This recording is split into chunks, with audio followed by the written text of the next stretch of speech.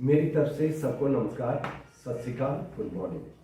देखिए, ये वीडियो हिंदी भाषा में है और उन विद्यार्थियों के लिए है, स्टूडेंट्स के लिए है जो अलग अलग संस्थाओं में नर्सिंग का कोर्स कर रहे हैं।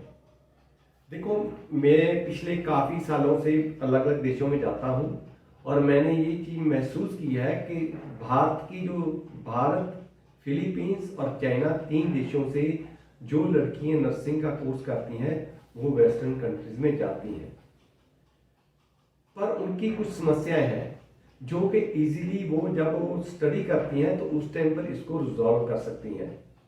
मैं ये आपको 5 ऐसी इंपॉर्टेंट बातें बताऊंगा जो आपको स्टडी के दौरान ही सही कर लेनी चाहिए, नहीं तो बाद में आपको इसका सुझाव करना बहुत मुश्किल पड़ेगा। नंबर 1, अक्सर मैं देखता हूं कि बच्चे जब नर्सिंग करते हैं तो अपनी पढ़ाई में सीरियस नहीं होते हैं।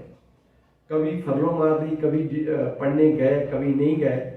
देखो क्या होता है कि पहले आप भारत में पढ़ाई करते हो, फिर जब आप वेस्टर्न कंट्री में जाते हो उनका एग्जाम होता है नर्सिंग का। यदि आपने यहाँ पे पढ़ाई अच्छे तरीके से नहीं की है तो विदेश में जाकर आप एग्जाम नहीं पास कर पाओगे। देखो, जब आप फॉरेन कंट्री में जाते हो ना तो वहाँ पैसा चलता है, ना रिश्वत है, ना सिफारिश है, ना दबका चलता है। तो आपकी खुद की ही एफिशिएंसी होती है जिसके ऊपर आपका एग्ज़ाम होता है, आपने क्लियर करना होता है। मैक्सिमम 3 बार आपको परमिशन होती है कि आप वो एग्ज़ाम दे सकते हो। यदि बार बार एग्ज़ाम फेल होते जाओगे तो आप ज़िंदगी में कामयाब नहीं हो पाओगे। नंबर 2, देखो विदेशों में क्या होता है कि आप एक नर्स के तौर पे काम कर रहे हो, आपके नीचे 8 असिस्टेंट नर्सिंग्स हैं, वो सभी भारत की नहीं है, ना तो उनको हिंदी आती है ना पंजाबी। देखो, अलग अलग देशों की नर्सें आती हैं, उनको सिर्फ इंग्लिश या फ्रेंच भाषा ही आती है। तो आप जब अपना पढ़ाई करते हो तो आपको पार्ट टाइम ट्यूशन रखनी चाहिए, या अपनी संस्था में आप कह सकते हो कि आपको इंग्लिश का एक टीचर रख के दो और एक पीरियड होना चाहिए जिसके अंदर आपकी इंग्लिश स्पीकिंग, लिसनिंग, रीडिंग और राइटिंग की स्किल इंप्रूव की जाए। नहीं तो आप प्राइवेट कर लो, नहीं तो आप यूट्यूब के ऊपर फ्री में लेसन मिलते हैं अलग से आप इसको सुनकर भी अपनी इंग्लिश इंप्रूवमेंट कर सकते हो।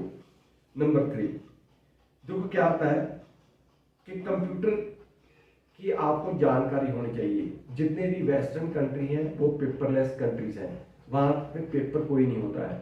जो भी डॉक्टर है वो पेशेंट बोलता है, वो उसकी प्रिस्क्रिप्शन कंप्यूटर के ऊपर डालता है, वो आपके ऊपर ईमेल के थ्रू चले जाती है और आपने अपने जूनियर्स को कंप्यूटर के ऊपर ही कम्युनिकेशन करनी होती है। यदि आपको कंप्यूटर के ऊपर टाइपिंग नहीं आती है, आपको इंटरनेट की स्किल नहीं है, तो आप जिंदगी में कामयाब नहीं हो सकेंगे।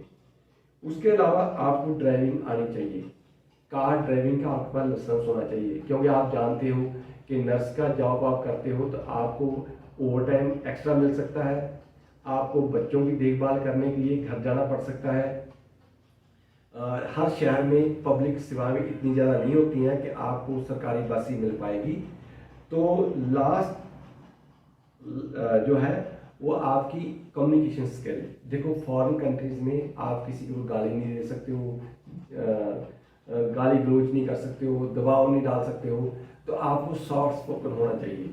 तो उसके लिए आपको कम्युनिकेशन स्किल अपनी इम्प्रूव करनी चाहिए। ये तभी इम्प्रूव हो सकती है जब आप एज ए स्टूडेंट हो या आप घर पे रहते हो, तो आपको you should be always smiling and with proper communication skill. ये 5 बातें आप अपने ध्यान में रखिए। इस साल भी कनाडा आप जा सकते हो यदि आपने नर्सिंग का कोर्स किया हुआ है। आपको इंग्लिश का एग्ज़ाम पास करना बहुत आसान है, आपने जनरल मॉड्यूल करनी होती है और आप कनाडा में असिस्टेंट नर्स, नर्सिंग ऑर्डरलीज और फिर hospital support staff, care giver के तौर पर आप जा सकते हो। और जानकारी के लिए पीछे दिए गए फ़ोन नंबरों के पर हमारे से morning 10 AM to 4 PM in the evening, Monday to Friday हमारे से संपर्क कर सकते हो, फ्री में जानकारी ले सकते हो। हम खुश होकर आपको हर जानकारी फ्री में देंगे। Thank you very much, stay connected with us. Thanks.